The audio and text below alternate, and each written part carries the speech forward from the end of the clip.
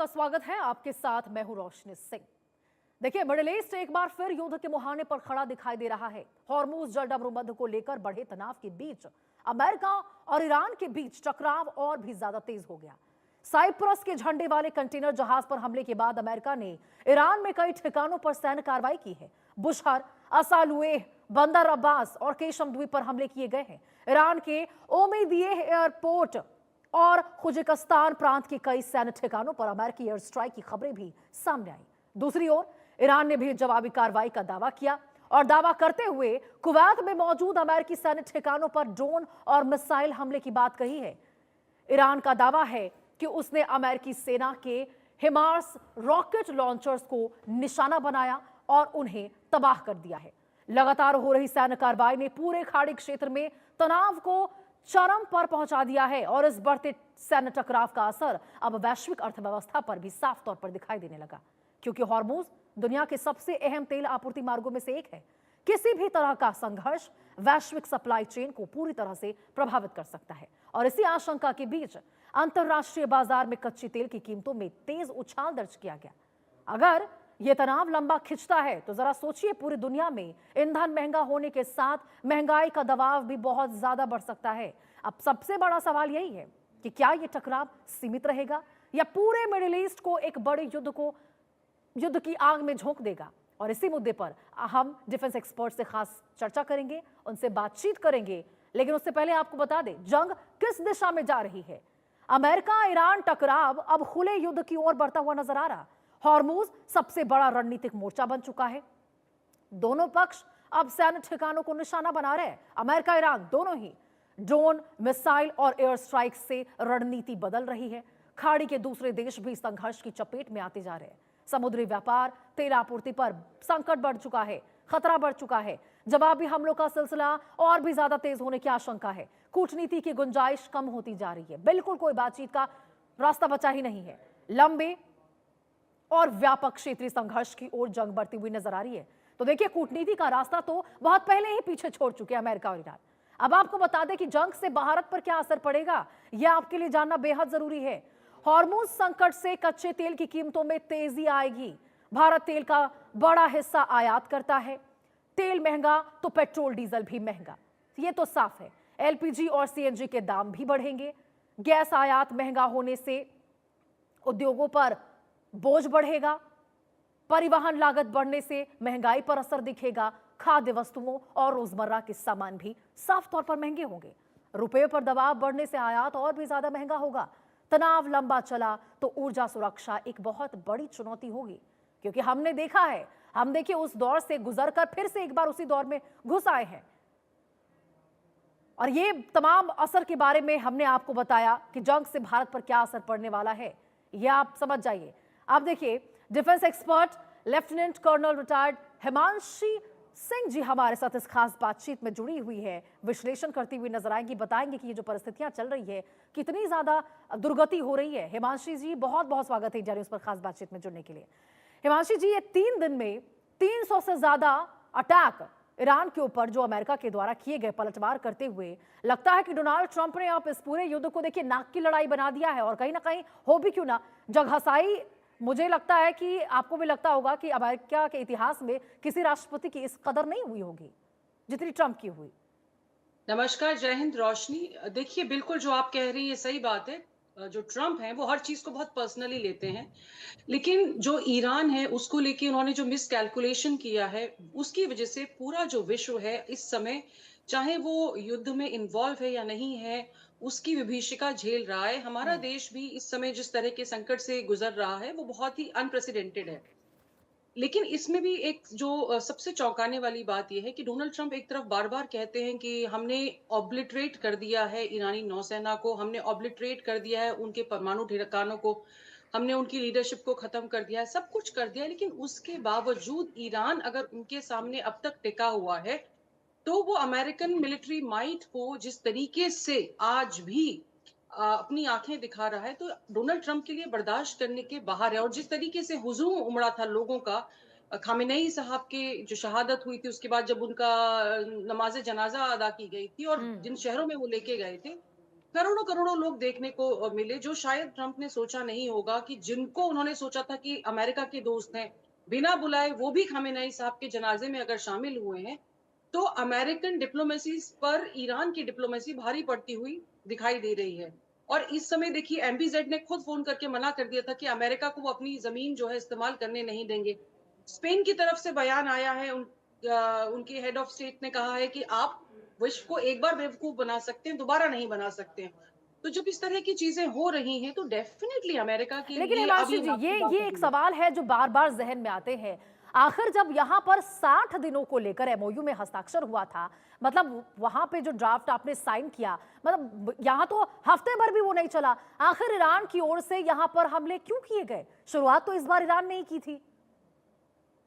देखिए रोशनी, ईरान ने बहुत साफ बता दिया था कि हाँ। हॉर्मूज पे उसका कंट्रोल रहेगा। ये मेमोरेंडम ऑफ अंडरस्टैंडिंग में भी दिया गया था और हुँ। उन्होंने रास्ते बताए थे कि देखिए हमने माइंस लगाई हुई हैं। बाकी तरफ आईआरजीसी की फास्ट अटैक बोट है, वो बार-बार गश्त कर रही हैं। तो आपको अगर किसी भी जहाज को निकालना है तो आप इस तय जो शुदा रास्ता है उससे निकालें। लेकिन अमेरिका ने क्या उसको उकसाने की कोशिश की कि जब खामेनेई साहब की जो लास्ट प्रेयर्स हो रही हैं, उस समय उन्होंने उन कमर्शियल जहाज को वहां से निकालने की कोशिश की जो कि तयशुदा रास्ता नहीं था और इसीलिए आपने रिटेलिएट किया। देखिए जब आपके बीच में मेमोरेंडम ऑफ अंडरस्टैंडिंग हुआ है तो आप एक दूसरे को उकसाएं ना। लेकिन क्या होता है, डोनाल्ड ट्रंप कई तरह के ऐसे भड़काऊ बयान दे देते हैं और आप ईरान को अगर देखें तो वो बहुत प्रोएक्टिव है। वो भले ही ईरान से जवाब ना दे, लेकिन जो उसकी एम्बेसीज अलग अलग देशों में हैं वो हमेशा कोई ना कोई ट्वीट ऐसा करती हैं जिससे कि डोनाल्ड ट्रंप को भी जवाब दिया जाए। तो ये एक दूसरे को उकसाने की नहीं, कोशिश ये कर तो रहे हैं आप क्योंकि बिल्कुल सही देखिए बात बोल रही हैं हिमांशु जी। ये पोक करने की जो कोशिशें हैं, वो तो शुरुआत से ही दोनों की ओर से है। हाँ, यहाँ पे डोनाल्ड ट्रंप बहुत ज़्यादा करते हुए नज़र आते हैं। लेकिन हिमांशु जी, ये जो तालाबंदी देखने को मिल रही है स्ट्रेट ऑफ हॉर्मुज़ में ईरान की ओर से, अब तो वहाँ के नेता ने भी कह दिया कि भाई हमारे लिए परमाणु हथियार गया। परमाणु बम की जो शुरुआत हुई थी, उसको लेकर जो बातचीत था, वो तो दौर पीछे छूट चुका है। अब हमारे लिए सबसे ज़्यादा ज़रूरी है हॉर्मुज़ पर नियंत्रण, क्योंकि उसको नियंत्रण में कर लिया तो यानी कि कह लो कि पूरे दुनिया को अपनी मुट्ठी में कर लिया। इस तरह की जो बयान निकलकर सामने आ रहे हैं, विश्व पर फिर इसका कितना गहरा असर पड़ेगा हिमांशु जी? देखिए रोशनी, विश्व का 20% ऑयल जो हुँ। है वो वहीं से आता था, हॉर्मुज से आता था। और न सिर्फ ऑयल, उसके अलावा भी एक व्यापारिक मार्ग है जहां से एलएनजी, एलपीजी, फर्टिलाइजर्स और भी बहुत सारी चीजें हैं जो आती थी। दवाइयां भी जो आवागमन है वहीं से होता था। लेकिन इस समय क्योंकि पूरा विश्व अब किस चीज में आ गया, एक तो हॉर्मुज बंद हो गया, दूसरा बाब अल मंदेब वगैरह जो है वो भी इनके जो एक्सेस ऑफ रेजिस्टेंस है वो उसको चोक कर पा रहा है।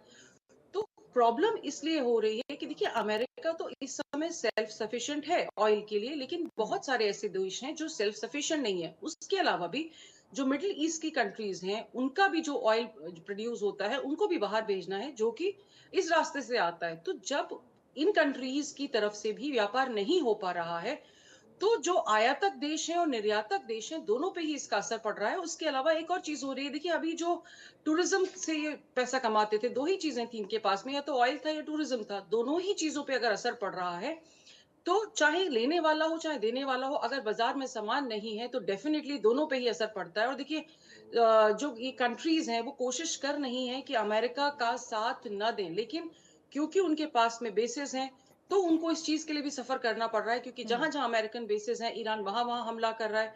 और इस वजह से हॉर्मूज़ को खोलने में ज़्यादा दिक्कत हो रही है, क्योंकि जिस तरीके से ईरान चाह रहा है कंट्रोल करना, अमेरिका क्योंकि पहले कह चुका था कि हम जो है ऑपरेशन फ्रीडम लॉन्च कर रहे हैं और ऑपरेशन फ्रीडम के माध्यम से हम वहां पर ईरान को कब्जा नहीं करने देंगे। हुँ। लेकिन हम देखते हैं कि जैसे ही कोई जहाज वहां से जाने की कोशिश करता है, ईरान उस पर हमला कर देता है। तो कहीं ना कहीं ये जो चेकमेट चल रहा है या चूहे बिल्ली का जो खेल है, उससे विश्व की जो तेल आपूर्ति है उस पे बहुत ज्यादा लेकिन फिर नेगेटिव। हिमांशु जी, अमेरिका और ईरान में अंतर क्या रह गया? मतलब यहाँ पर अमेरिका भी यही युद्ध को एक व्यापार की तरह देखता है और यहाँ पे ईरान भी बिल्कुल वही चीज़ स्ट्रेट ऑफ हॉर्मुज़ में करता हुआ नज़र आ रहा है। टैक्स वसूलने का काम फिर से वहाँ पे सिलसिला वही जारी हो जाएगा। तो यानी रोशनी कि जी क्या देखिए, प्रभाव पड़ रहा है विश्व के बाकी देशों पर? इससे ना तो अमेरिका को फ़र्क पड़ता है, ना ही ईरान को फ़र्क पड़ता है। दोनों को ही बस रोशनी जी अपने लिए काम करना है, जो कि कर रहे हैं दोनों। देखिए, स्ट्रेट ऑफ हॉर्मुज पहले ईरान ने बंद नहीं किया था। हुँ। ईरान ने जब एक फर्स्ट लेटर यूएनएससी को दिया था, जब ये 1 महीने तक इनकी घेराबंदी चली थी, जब इनकी जहाज आके खड़े हो गए थे, उसने बहुत क्लियरली अपनी चीज़ें लिस्ट आउट की थी कि अगर हम पे हमला होता है, तो हम ये चीज़ें करेंगे। अगर आप हम्म। हमारी टॉप लीडरशिप को मारोगे, तो हम ये करेंगे। जहाँ-जहाँ से हमारे ऊपर हमले होंगे, हम वहाँ-वहाँ हमले करेंगे और स्ट्रेट ऑफ हॉर्मुज़ को हम बंद कर देंगे। ये चीज़ें उसने बहुत क्लियरली शुरू में बताई थी, आज से 4 महीने पहले। और अमेरिका को लगा था कि शायद से बाकी देशों में जिस तरह के ऑपरेशंस करके वो आ जाते हैं वापस, ईरान को उन्होंने बहुत कमतर आंका था, क्योंकि इतने सारे लगभग 39 सालों से ये देश जो है सैंक्शंस में था।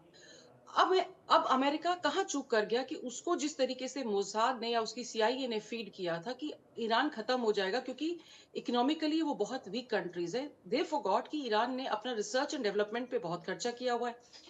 हमारे यहाँ उतनी औरतें पढ़ी-लिखी नहीं हैं, जिससे ज़्यादा कि ईरान में पीएचडीज़ हैं। तो जब लोगों का जो माइंडसेट है, वो साइंटिफिक माइंडसेट है, रिसर्च एंड डेवलपमेंट करता है, तो वो बहुत क्लियर होता है कि उसके पास पॉलिसीज़ और विज़न होता है। ईरान के पास वो विज़न था, जो शायद अमेरिका के पास नहीं था, और अमेरिका ने मिसकैलकुलेट किया ईरान की ताकत को।